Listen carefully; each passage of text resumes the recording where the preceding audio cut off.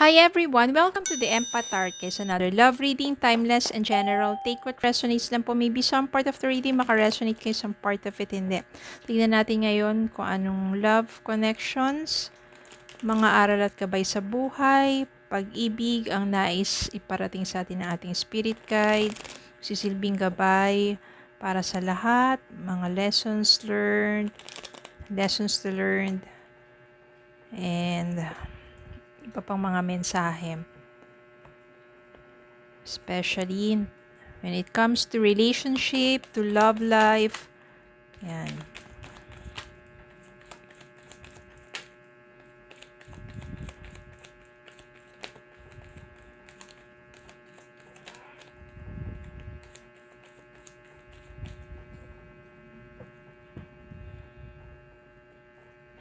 Judgment.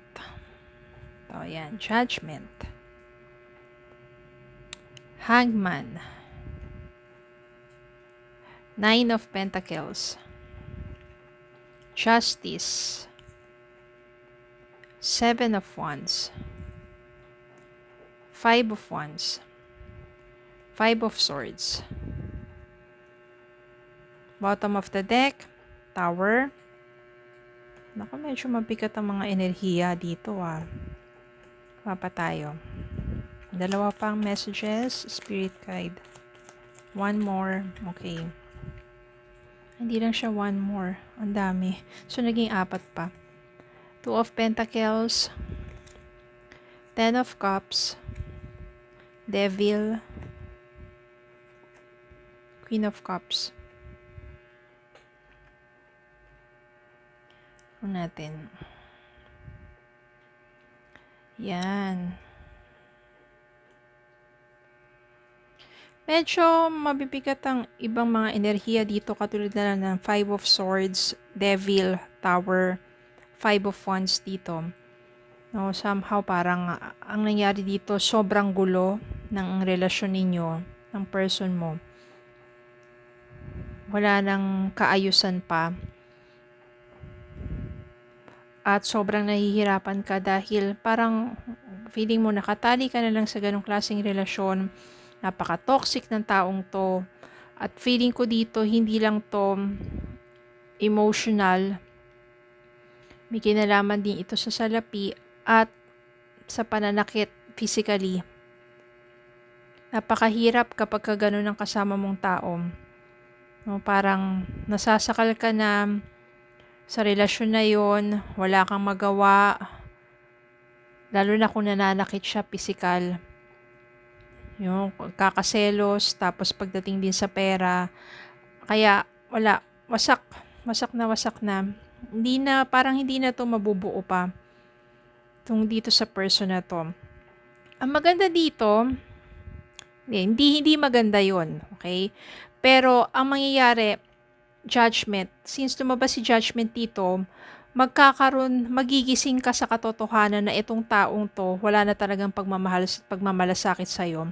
Kaya magigising ka sa katotohanan na dapat mo na talagang iwan tong taong to.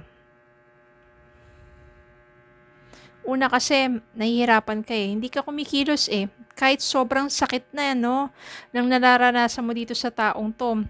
Physical, emotional, spiritual, mental, lahat na. Wala kang ginagawa. Hinahayaan mo lang saktan ka pa ulit-ulit. Pero eventually, napag-isip-isip mo at natauhan ka na, kailangan mo nang alisan tong taong to. Kailangan makalis ka na sa ganyang klaseng sitwasyon at kailangan pakamahalin mo naman yung sarili mo.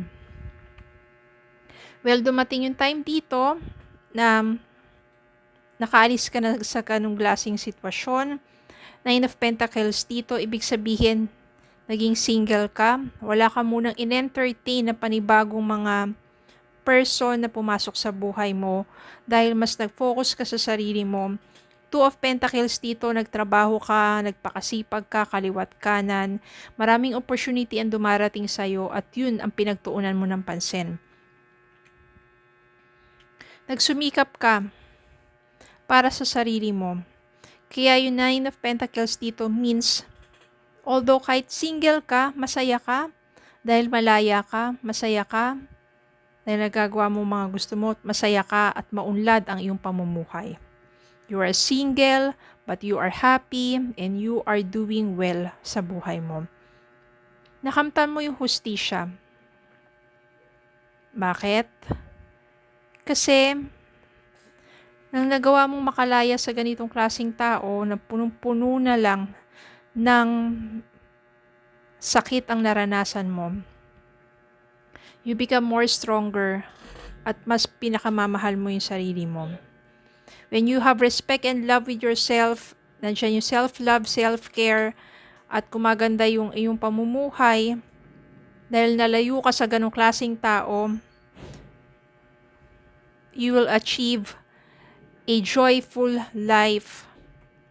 You will achieve life that is, it will brings you so much happiness with someone and building a family together. Sino kaya tong someone na to, no? Tingnan natin. Ano kaya ang katangian ng tong someone na to? Spirit guide. Ano ba ang katangian nitong new person sa buhay niya?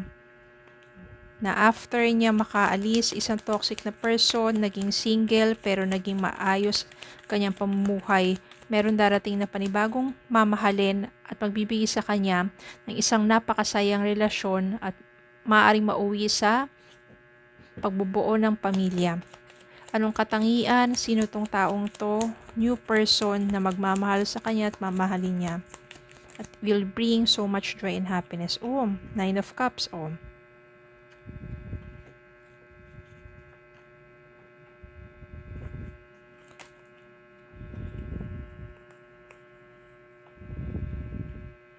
Five of Wands, Ace of Cups.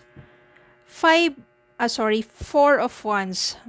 This is a person from your past. Hindi itong toxic person na to.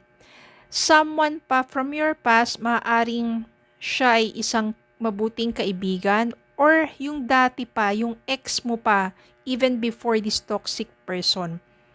Magbabalik sa buhay mo tong taong to, maaring kababata mo, or yung ex mo nga, na matagal ng panahon, na nagkahiwalay kayo, pero siya yung someone na talagang mahal mo, bago ka pa napunta dito sa isang toxic na to. It will give you wish fulfillment. Dahil yung naudlot ninyong pagmamahalan before or yung maaring pagiging magkaibigan nyo dati, mabubuo ang isang relasyon which has full of love and joy and happiness. So, kilala mo na rin pala tong taong to. Someone from your past, maybe a good friend. Magre-reunite kayo and it will be joyful because it will be your wish fulfillment. And this is a renewed or new love that will form and will build a family together. Maaring ito yung someone na talagang mahal mo, nagkalayo kayo, napunta ka dito sa isang toxic na tao, mabuti na lang nagawa mong makaalis doon, that eventually, magkakabalikan or magre-reunite kayo netong taong to. Or maybe, ito yung friend na matagal lang may gusto sa'yo, na hindi mo naman pinapansin, binigyan mo ng pagkakataon yung sarili mo, you have reunion, diba? At doon mo mararamdaman, tunay nga at mabuti nga intensyon niya sa akin. Why not give a